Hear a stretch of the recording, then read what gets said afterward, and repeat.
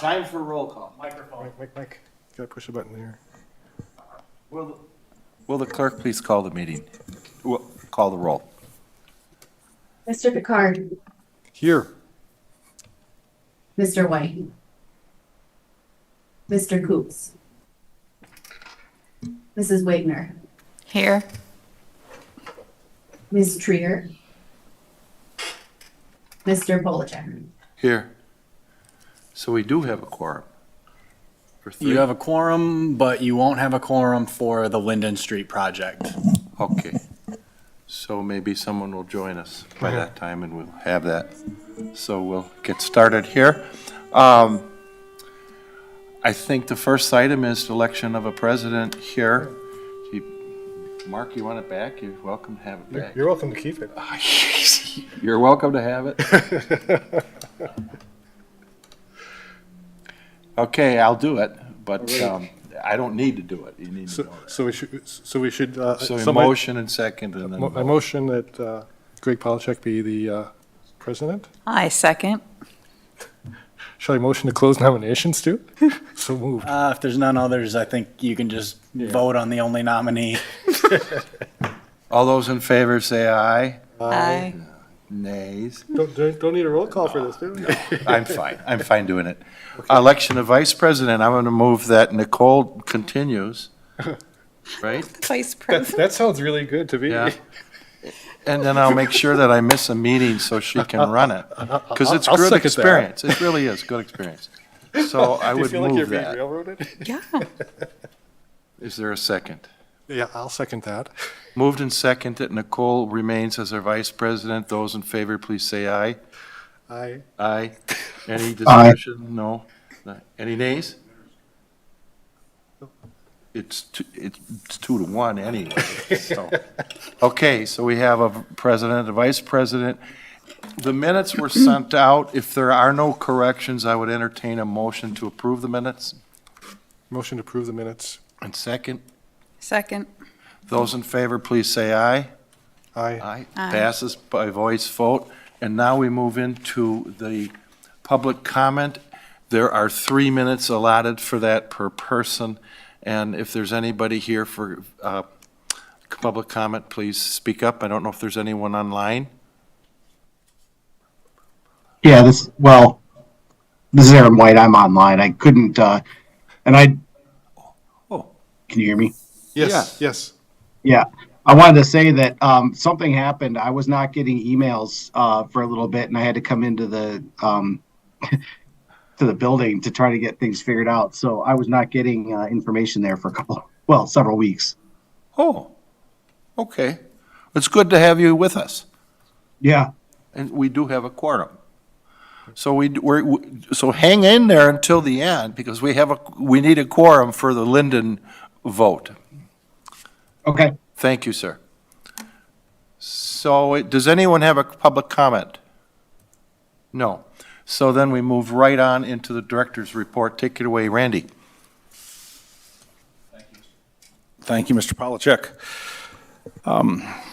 So this month, go ahead and start the slide presentation, Dave. With the street department, we did our spring brush cleanup. We're concentrating on potholing and doing a good deal of equipment repair. Slide. The spring brush cleanup was a bit of a challenge this season. One of our primary pieces of equipment, our leaf vac, was down, and we were not able to use it. So all of the work had to be done by hand, which was a good deal of manual labor. Slide.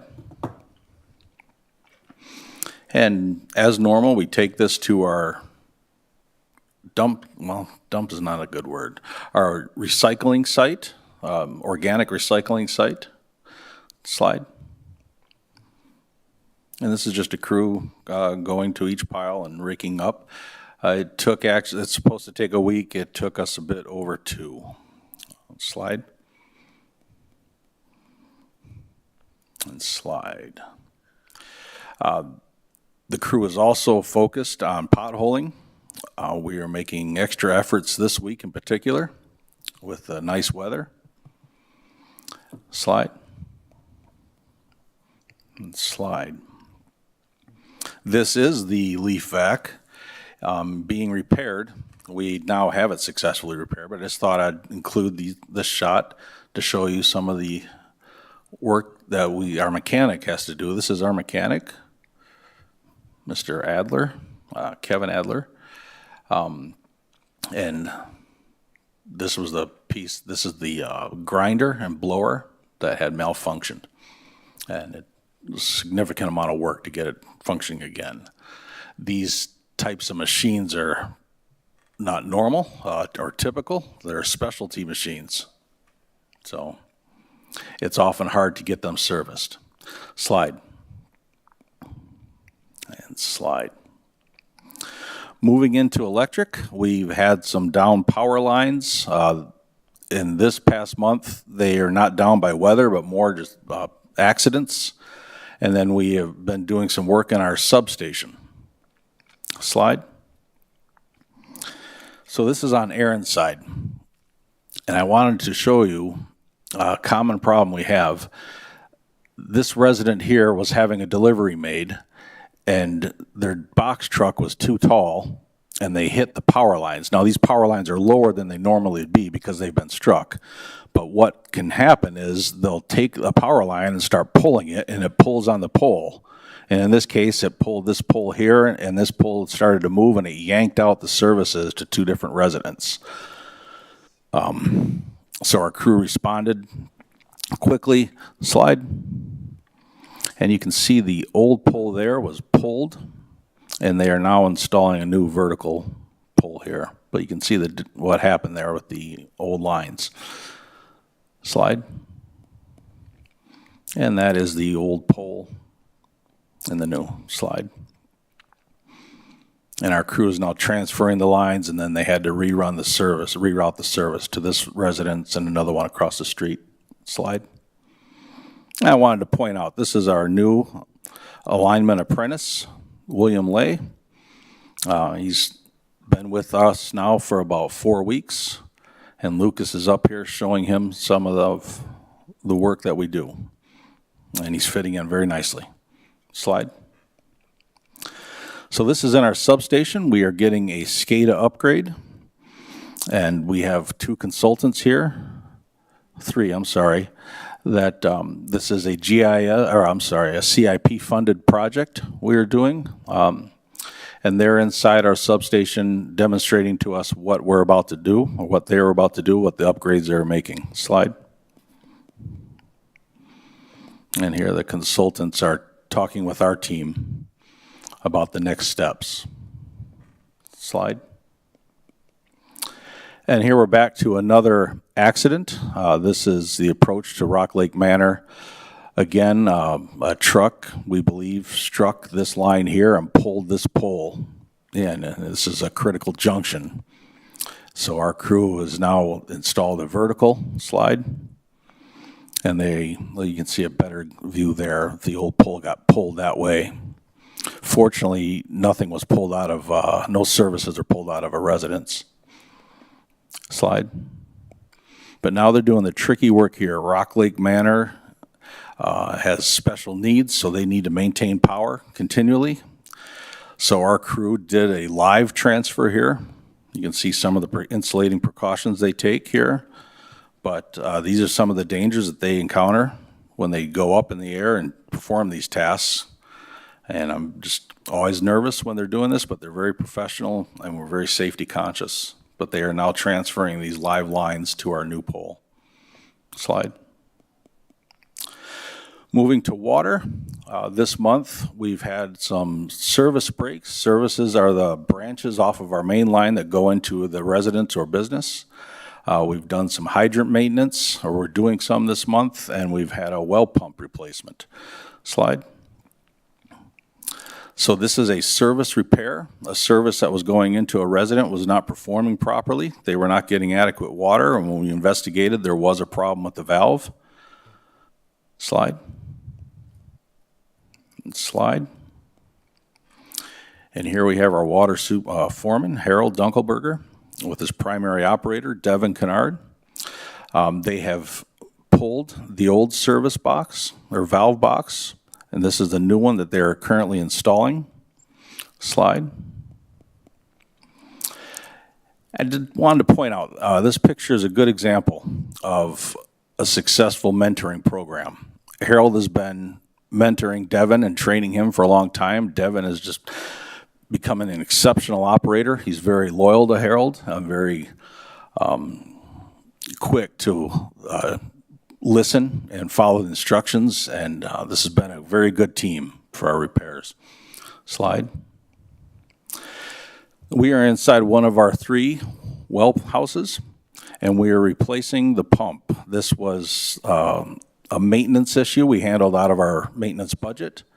This is the old pump here. It was showing signs during operations of stress, and it was leaking oil. So we went ahead and made a purchase for the new pump, and the installer was putting it in. This was a 2-day operation.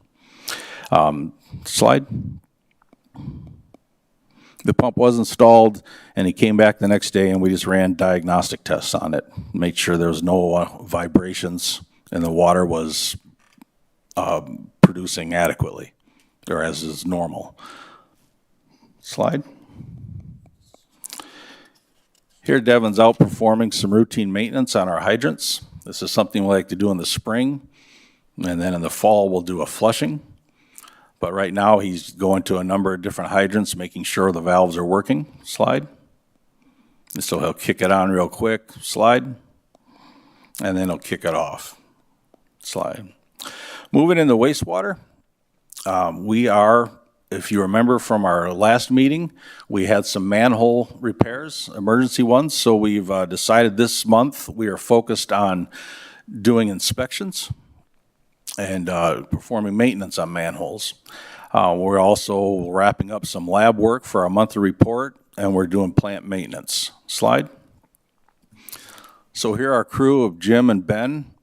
They're going up Madison here and inspecting the existing manholes. Slide.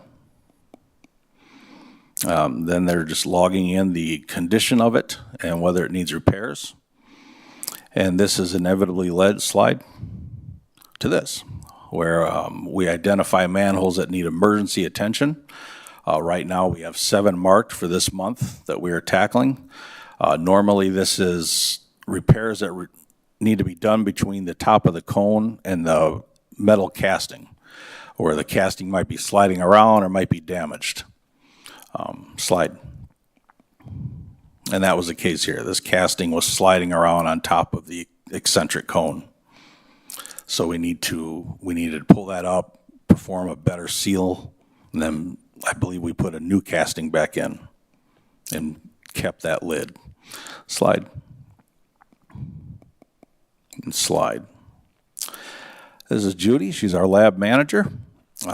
Every month we submit to the DNR our lab reports on our BOD and TSS, our total suspended solids. We maintain a very high rate of removal of 98 to 99% per month of about 1,250 pounds of suspended solids every month. This is a very good removal rate. Judy plays a large part in this. Slide. Slide. Here the crew is in one of our 2 final clarifiers. They're performing maintenance. We are having trouble with, we have a disker or skimmer that runs around the surface, and we are having trouble with one of them. Slide. And so the crew is down there replacing some rubber scrapers. Slide. I thought I'd include this now. So we have a GIS system, Geographic Information System. This picture shows our existing stormwater lines. Our GIS system also tracks or maps our electric lines, our underground water, and our underground sanitary. Those are more sensitive, so I don't want to include those in a picture. But we have our own GIS officer, or specialist. Sean Knotts is his name. Slide. And here's Sean in the field. He's got the receiving backpack there that helps him record the data. And he's going to record, we just put in some new poles this spring or late winter. and he is now tracking where we have a downriser there. And it will end up on our GIS system, so we're able to pull that up in the field or in the office. Dwayne and I make a great deal of use of this. It's absolutely essential in helping us track, locate where utilities are, where we've had breaks. We're able to track that now and document it. Sean is doing an excellent job of cataloging what type of poles these are, such as this 40-foot pole and what load is on it. Tells us what type of, what diameter water main we might be sitting on top of, 6-inch, 8-inch, 10, things such as that. It's a very important role in our process, in our maintenance. Slide. And he's doing that. Same thing there. Slide. Projects. We have the Milton Street project is scheduled to start soon.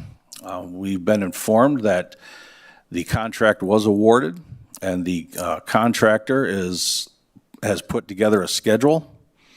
We are expecting tentatively a June 2nd start date. We anticipate having another public information meeting before that start date that will include the contractor, the primary contractor.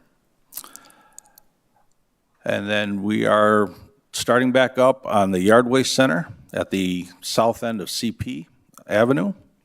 Slide. This is just a picture of it. We have cleared everything and brought in base stone and then some millings, and now I'm going to be spreading a 3/4-inch crushed limestone. Then we'll be moving in the concrete block to create the bays. I anticipate at our next meeting, I'll be showing you pictures of the new yard waste site. It will be operational.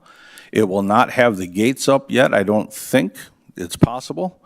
But we do anticipate to transfer everything over to here, block off the Stony Creek site. I'll have signs saying no dumping at the Stony site, and another sign steering everyone towards the new yard waste site.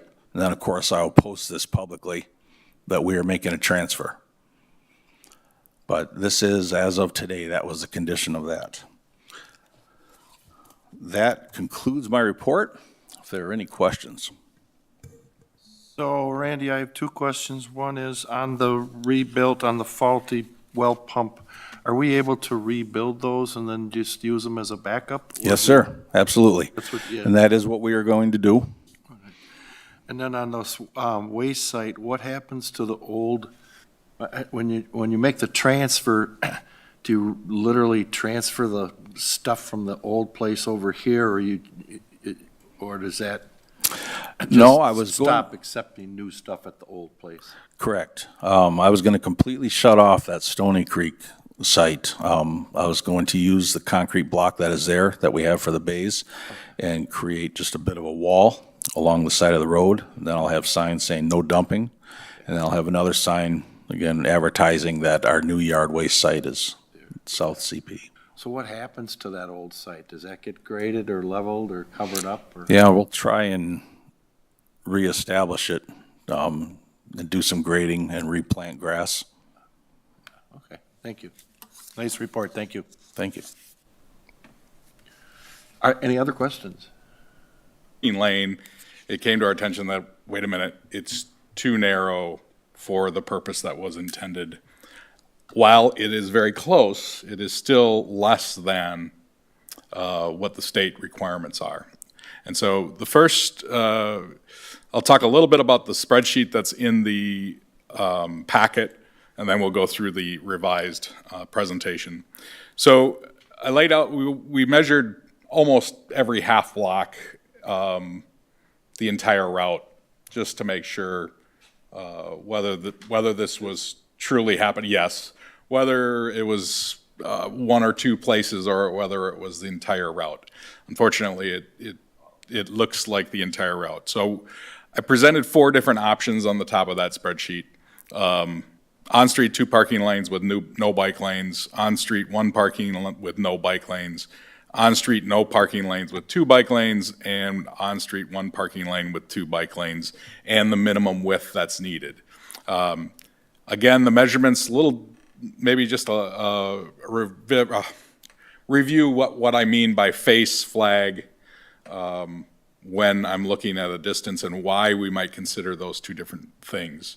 So the face of the curb, when I say face, that's that vertical face that is a kind of an obstruction to the top of the curb down to the flow line.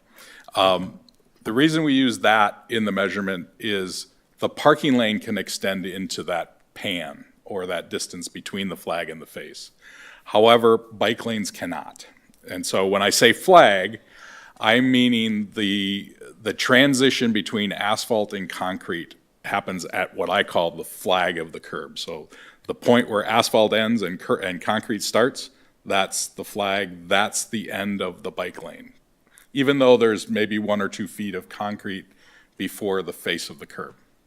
So when we're talking about a bike lane, we have to use that flag. When we're looking at a parking lane, we have to use the face, or we can use the face.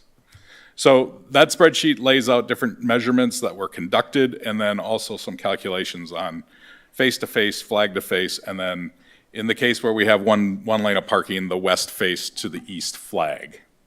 The red in that drawing, which you probably really was set up as a parameter saying where doesn't it meet some of the approaches that we were looking at. Unfortunately, as you can tell, most of that page is red.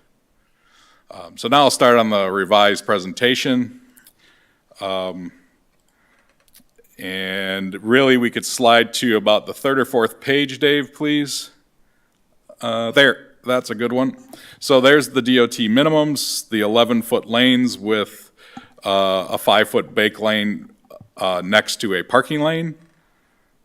And can we go back one? Oh, that's the right slide. And then 11-foot lane minimum and a 4-foot minimum bike lane. So when we're talking pavement, to do 2 bike lanes and 2 driving lanes, we're talking about 30 feet of pavement at that flag point. Unfortunately, we're just under that. So down next several slides, Dave, one more, maybe 2. So this is a new slide in the presentation. Again, takes the items that I talked about at the top of the spreadsheet and spells it out. Talked about those 4 options and the minimum widths, so you can always go back to this. Next slide, this was the same. Next slide, Dave. So how does it change between Main and College? Well, unfortunately, we can't keep the parking lane and add bike lanes. We pretty much have 2 options. The existing, which is 2 11-foot lanes with an 8-foot parking lane on both sides, or propose to do 2 11-foot traffic lanes with bike lanes on both sides without parking, which you can do with some extra width. The unfortunate part with this is we can create a bike lane for only a couple blocks. Next slide. That situation exists as well between College and Fremont, where that is available. Unfortunately, once you move to the next slide, Dave, and you transition between Fremont Street and Pleasant, we find that by the time we get to Pleasant, the street width is only 29 feet wide. Again, you could do the bike lanes for 2 blocks, but it would be bike lanes and then move to what is the other option, which is Sharrows. And at this point, Sharrows is the only option for the rest of the remaining route. Next slide, please. As you'll see, between Pleasant and Prospect, the flag-to-flag asphalt distance is 29.2 to 29.6. Next slide, again, 29.5 to 29.8. Again, very close to that 30. And you can see how that measurement was rounded and it changed the recommendation. Again, next slide, really the option, other than keeping as is with 1 lane of parking on this north end, is to look at some type of Sharrow markings along this route.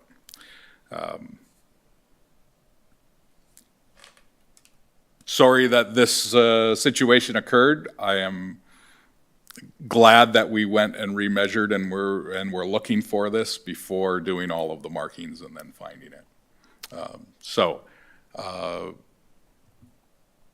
I bring this recommendation back to you, which is dramatically different, unfortunately, than last month's presentation. Any questions that? I have one question on the business parking on Main to College. Was there any information generated as to how often that those businesses get parked? That their customers are using those spaces? I did not collect information on Okay. the amount of parking that's being used in those two blocks. I Wondering unfortunately if not. that's a pain point.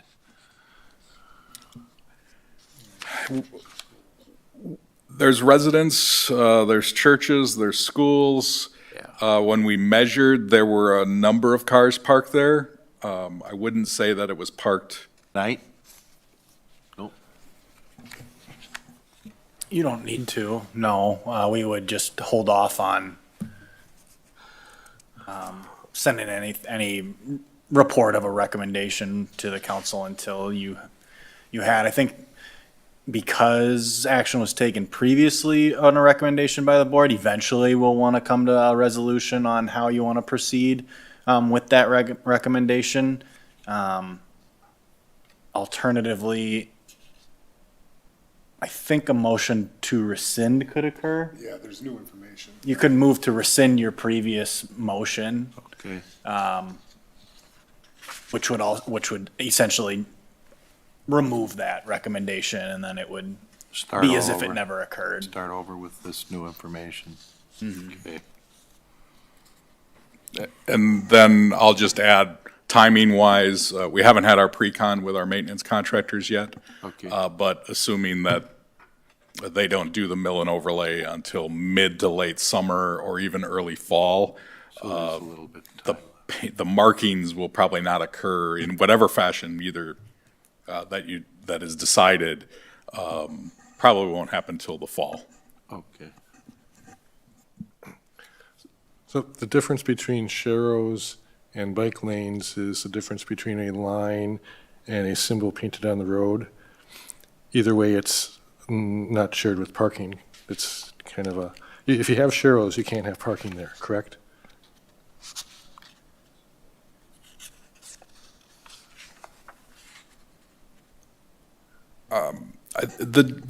Dave, could you go back to the presentation, please?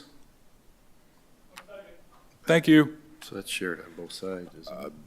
Well, you can have it on one side or both sides, right? Yeah. So the presentation that Dave is pulling up, go to the second to last slide, please.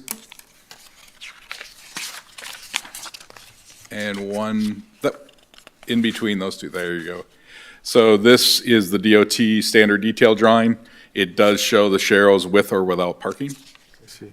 and there are some requirements there. And if I recall, the last time that sharrows were installed in the city on South Main Street, before South Main Street was reconstructed, there was parking allowed next to those. What the sharrows allow is it's meant to alert the driver that there may be a bike in the lane, in your lane, but there isn't a specific designated lane to ride in.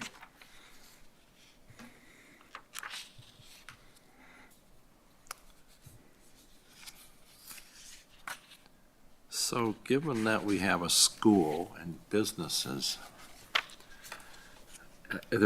people are using that street anyway for biking. I mean, I think you at minimum need to have the sharrow lanes.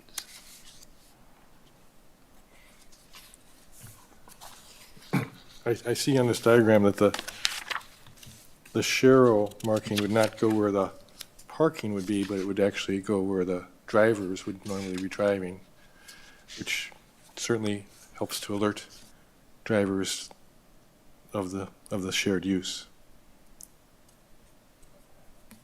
So I just rode my bicycle here on East Lake Street, there was 4 cars parked on the westbound lane going east to west. And when there's not a car there, there's plenty of space for a bicycle. But when there's a car there, then it's a choke point. So just an observation, and you know, of course, dedicated bike lanes are definitely preferred, but the road is only so wide. So is there a preference for parking on one lane or no parking or 2 parking? 0, 1, or 2? Is that a way to approach this? So I just kind of elaborating on what I just said. If we currently have parking on 2 sides, Yep. if we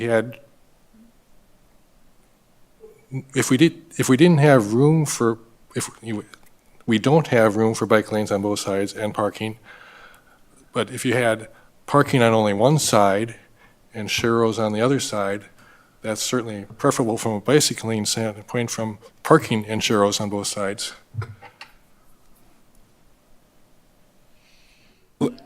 Let me clarify. I believe the requirements that the DOT put forth would be the sharrows would have to be on both sides.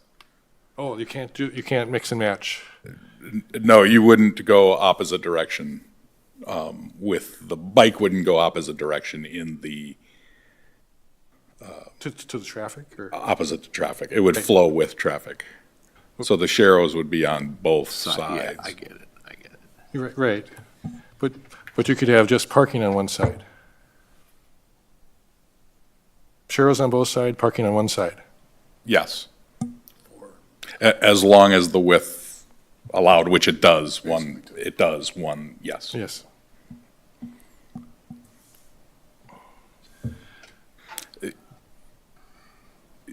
In that situation, you're basically keeping the parking the way it could keep the parking exactly how it is and just add sharrows the entire lane. Yeah. Are there any sections right now with parking on both sides? Yes, there is between Main Street and Fremont. Yeah, Right. and that would be, Then there's a little piece, and that's actually where the measurement started that created this. Just east of Fremont, we were looking at where that parking lane would have to end, and we would go down to, but long and short, Main to Fremont Street is two sides parking. Beyond that to the north is currently one side parking And it's one side on which side? on the west side. west side, yeah, yeah. Where the church is, Okay. so closest to the church. Kind of the south side, right? Now it's angled. It's kind of angled. Oh. Oh, yeah, let me just look at one of these maps here. Yeah, It screws me up too. west and south. Yeah. It's Yes. kind of at an angle.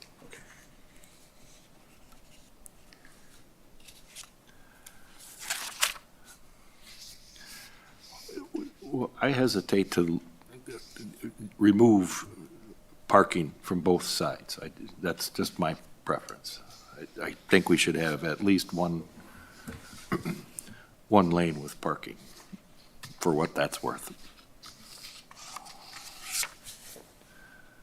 Yeah, I'm in agreement with that. I'll weigh in on that too.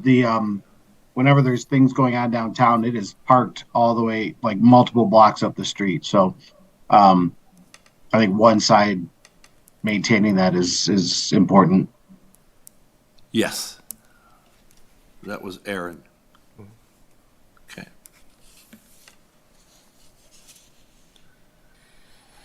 Nicole, do you have some input?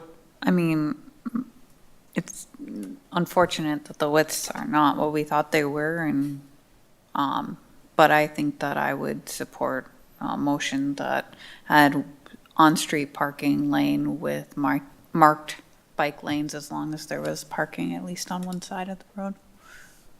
However that looks, we have to add sharrows or, whatnot. I don't know. It's very confusing as you go along each stretch. I don't know if that's the whole stretch or, but in the presentation, it says from Main Street to Pine Street. I would, option 4, on-street, 1 parking lane with marked bike lanes. And if I would clarify, when you say marked bike lanes, you're saying Sharrows? Or, because I think the presentation is recommending that parking on one side and bike lanes is not possible. Well, if you go to the, It depends what blocks we're talking about. yes, Sorry. I think what Nicole is referring to, these are not numbered slides, but if you back up a little bit on, yeah, one more. Oh, one more. Yes, right. Yes, I think what I'm hearing Nicole say is the number 4, lower right, would be option 4? Is that? what- Yeah, I mean, wherever we can implement that with maximizing our ability to have safer bike lanes is kind of what I'm saying. So if that is an option is it on it's not even an option? No, unfortunately not. So take that lower right. So Yeah. why Now is it look- even in the presentation? It's to show that it's not possible. Well, that's, What did the, is possible. what was But it's the, what was the previous recommendation? The previous recommendation that the motion was made,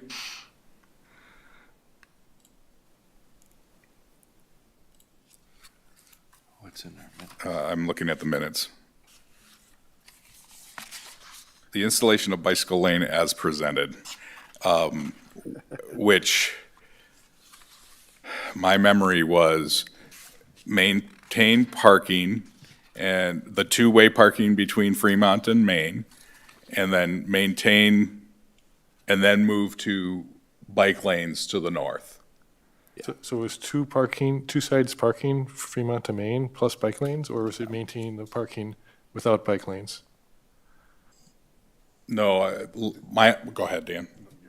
My understanding was that it was do the bike lanes as the number 1, and then find out where we could keep parking as much as possible, was the direction that I was, then went out and started that's what I measuring again. recall. As you go north on the west side of the road, I don't think both can fit, both parking and a bike lane specifically. Parking and a Sharrow potentially. Unfortunately, to your point, when we went to do the reanalysis, Yes, yeah. I wanted to look at all 4 options that we talked about in the past. And so I wrote these down on this slide so that I could do that. Okay, Then I also used the spreadsheet. So now if we go back to the spreadsheet and we look at the list that it says west face to east flag, according to that slide, we need to see 39 feet or more in that column. Unfortunately, in one location, we see 39 plus. so can that slide be put up there? Can this slide, the spreadsheet, I don't, Probably won't be able to read it. yeah, okay. it'd be difficult to read. Does everybody have, So basically, we eliminate parking completely, or we have bike lanes. Or Sharrows. If you eliminate, you'd have to eliminate parking in order to put in painted bike lanes. If you don't eliminate parking, you probably need to go the Sharrow route. And well, let's add one more comment to that. You can't put bike lanes in beyond, say, between Fremont and Pleasant. Because it's too narrow. Too narrow. It's even too narrow to do anything. To add any sort of bicycle lane. Correct. Formal bicycle lanes beyond But is Pleasant. parking still allowed?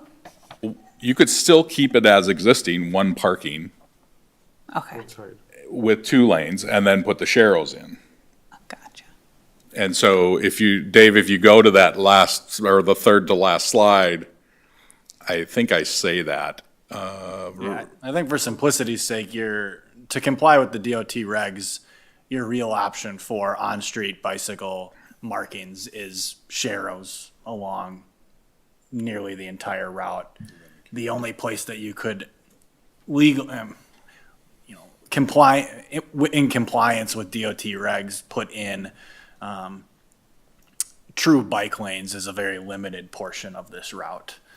And I think that's confusing.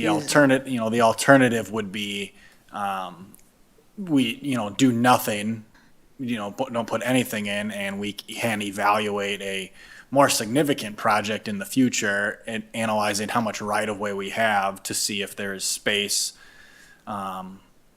where there is sidewalk, to expand the sidewalk to a multi-use path. That's a 10-foot wide off-street facility that would require there to be necessary right-of-way remaining to do that. We have not looked at how much right-of-way is existing it's probably a 4-foot sidewalk, Dwayne, for most of the length of Madison. I would agree. You'd need another 6 feet, combined on either side. And then we'd have to evaluate tree impacts as well. It's a long stretch and certainly a well-utilized stretch for bicycling, so I don't want to dismiss that as a potential opportunity in the future, but it's not the low-cost option we were looking to pursue when we thought we'd be able to install bike lanes along a majority of this route. But you could do that down the road.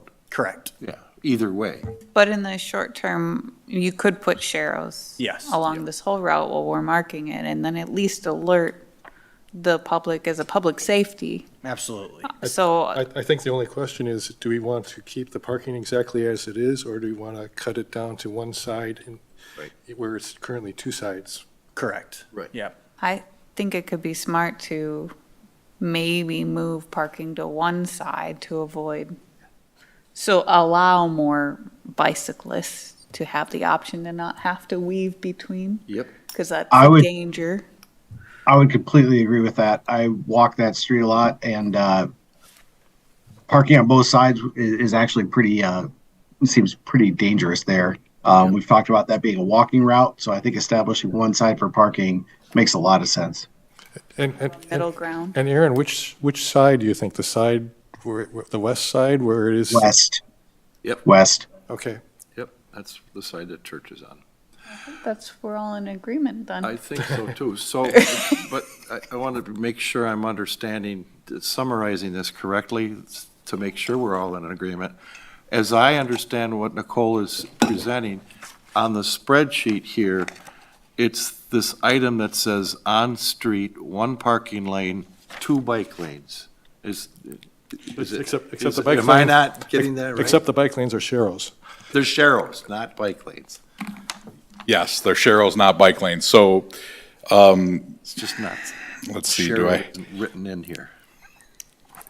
it would be like, It's just confusing. I got it now. I got it. I do understand it now.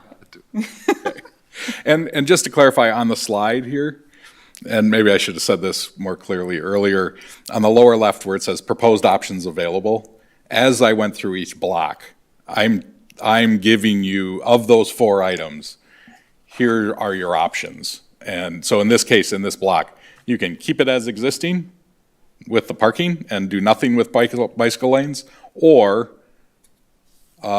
you can add sharrows and, because there really isn't another option for bike lanes in this block. Except for the fact that we also are presenting another option, which is that we eliminate parking on one side, which is not in here as a listed option, but that's what we're suggesting. We would like to make a motion to add sharrows to this entire route and only allow parking on the west side. That sounds like a motion, right? That was a That- motion. It Yeah. was a motion. That is what That'd be a well-crafted motion. Add So- and rescind your previous action. Yeah, I and was gonna say, rescind don't our we have to previous rescind action the due to first? this new information. You can do it all in one, like, You do it all at one. yep. All right. All right, Nicole, you need to repeat that. I think that the motion was to allow parking along the entire route of Madison Street between Main Street and Pine. Pine Street, limiting parking to the west side Yes, and adding Sharrows. adding sharrows along the entirety of that route. Yep. And rescind the Public Works Board's previous recommendation on the matter. It's been moved I'll second that. and seconded to allow Yes. parking We're doing something. from Maybe. Main to Pine, along limiting parking to the west side, adding sharrows on both sides, and to rescind the previous motion. Do you need a voice vote or a roll call vote? Roll call. Roll call vote, because will the clerk please call the roll? Mr. Picard, Aye. Mr. White, Aye. Ms. Wagner, Aye. Mr. Polachek. Aye. So that, Motion 4-0. thank you. Okay, Compromise. thank you for that clarification. Sorry for the revision. Shit happens. So we move on to the Linden Street Utility Extension, and we'll turn it back over to you, Drake. Is that yours? Yep, so, if you'll recall, this portion of the last, the Milton Street project was rejected. This was an alternate.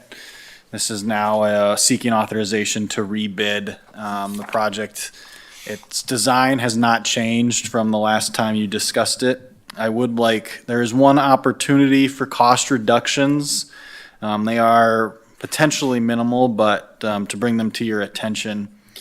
And this is using the previous bid, so if the numbers come in lower, which we're hoping for, savings could be less. But with the project, we could eliminate the screed curb, the concrete flume, the sidewalk crossing grate, and the curb and gutter replacement. Those aren't essential to the utility extension on that roadway. They would improve some water flow in the area, but they're not necessary. On the previous bid, if that had not been included, it would have saved $12,000 off the cost of the project. So we can remove those from this bid, and just proceed with the true necessity of the utility extension. Comments?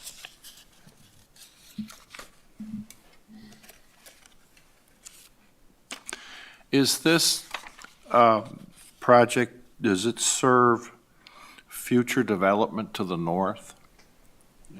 It will accommodate future development to the north. It doesn't specifically tie into anything there. We At also this- have, there's also other potential infrastructure we could connect to further north on there. So at the time a development occurred, it'd be analysis of where best, whether from this location or the location to the north of it, to tie into. Okay.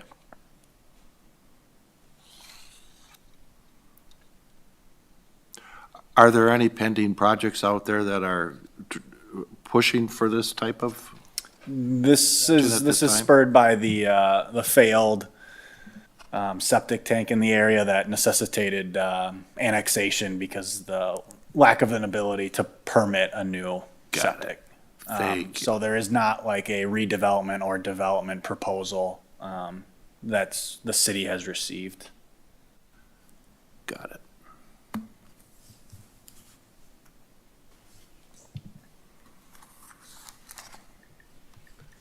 What are you looking for from the board here? I see a prepared motion, but it doesn't mention the reductions. Correct.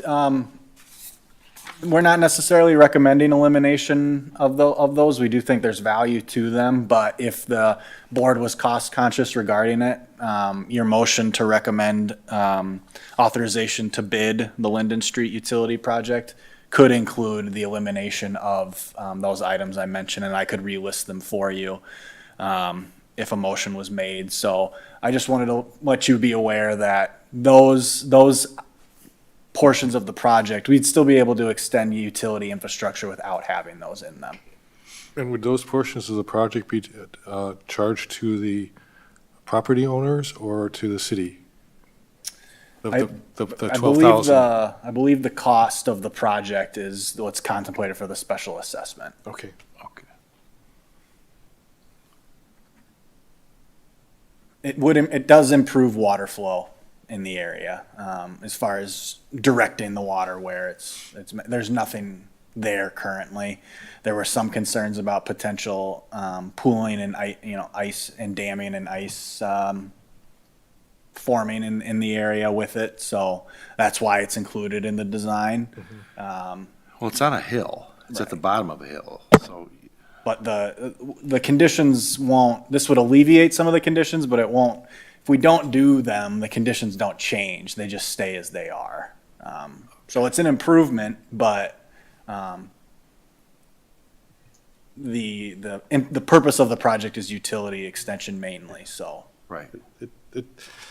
Much as I like improved drainage and longevity of pavement, it seems like those items are shouldn't really be charged to the property owners, in my opinion. The Public Works Board could, Do you isolate you probably that? could recommend that we proceed with it, but not special assess those That part. improvements. Right. And instead, we would incorporate them into the capital borrowing. So those improvements are for pavement drainage, is that correct? Yes. Yeah, Dwayne, you might be able to explain exactly what the goal is with them. Yeah, Or or we Matt could is ask on- Matt. I can Or it's- go ahead, but Matt, if you want to chime in. They just did that on Ferry, Yeah, can you guys hear me? right where we. Yes. Yes. Okay. Yeah, the intent of the screed curb and the concrete flume would just to help alleviate the potential erosion to the terrace area, between the sidewalk and the curb, and also help with potential drainage to the east property as well. That's quite a bit downhill from Linden Street. So it redirects. Now, it redirects the waters to help the downhill property. Yeah, yes, it would a little bit. It would just help them, water draining out of their property, basically from the cemetery area.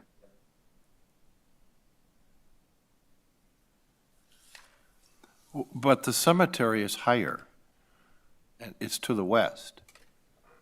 The lower area is to the east, like you just said. Correct. So we'd be trying to capture that water with that screed curb to bring it to the south, Right. to Pine Street. Right.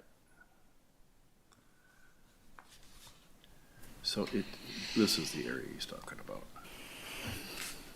So that screed curb would only be on the south side of that Yeah. pavement, Got it. and then, got it, okay.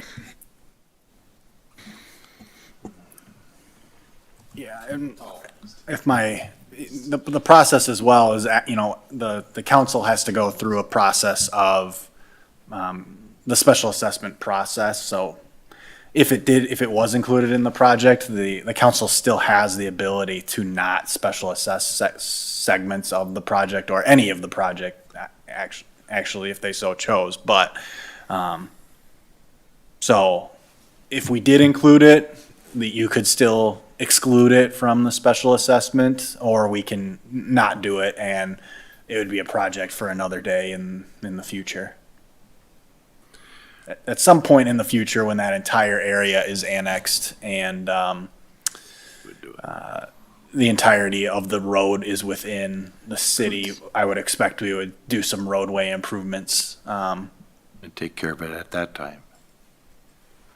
And wouldn't that be the property to the north? That's looks like it's a commercial potential. Is that section? that section may be annexed in. It's already annexed? Vacant. Yeah, the entirety, basically all the properties along Linden Street that have not yet annexed Okay. will at some point in the future be required to annex because they'll need to connect to the city water and sewer. Right. And so you could take care of that at that time. But in the meantime, we have a failed septic system that needs some attention. Right. At this point, they are annexed into the city, so that property is a part of the city. We need to connect that property. Got it. Nice to see you. Hi. I would entertain a motion as to what you'd like to do. What would you like to do? Well, I think we need to correct this failed septic system Yes. situation. And I could go either way on the improvements. You could do it at a later date. It doesn't seem like that has to be done, but it's certainly, if there's some cost savings that can be done by doing it now, that I would entertain that as well. You could direct us to include those as alternates and decide at award whether to do them. Okay. You have some input on this at all? No, not at the moment. That would allow you to see what the actual cost is, to see if the savings would be negligible or considered significant by the board and the council. Okay.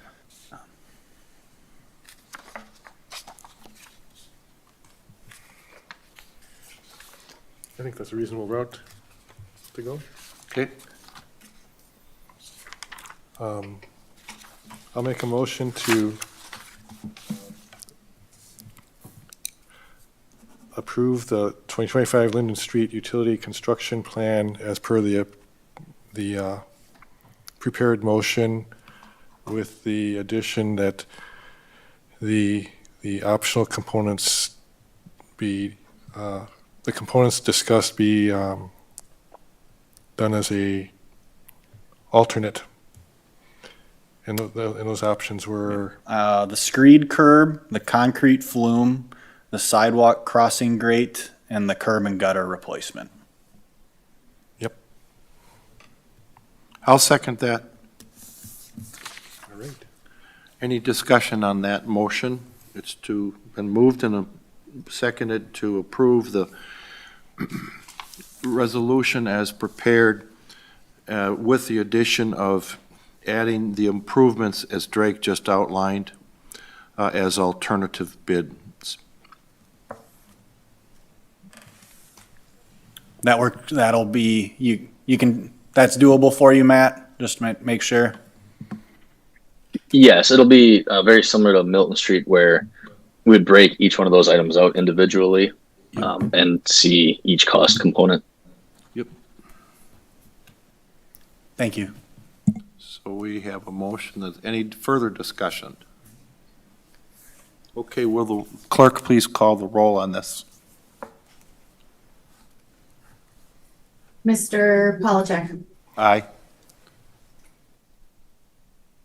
Mr. Picard. Aye. Mr. Coots. Abstain. Ms. Wagner. Aye. Mr. White. Aye. Motion passes 4-0. Thank you. So then our next item, I believe, is future agenda, or any other comments? Okay. Future agendas, anyone have anything for future? Nope. Okay, no future agendas. We are adjourned. Thank you.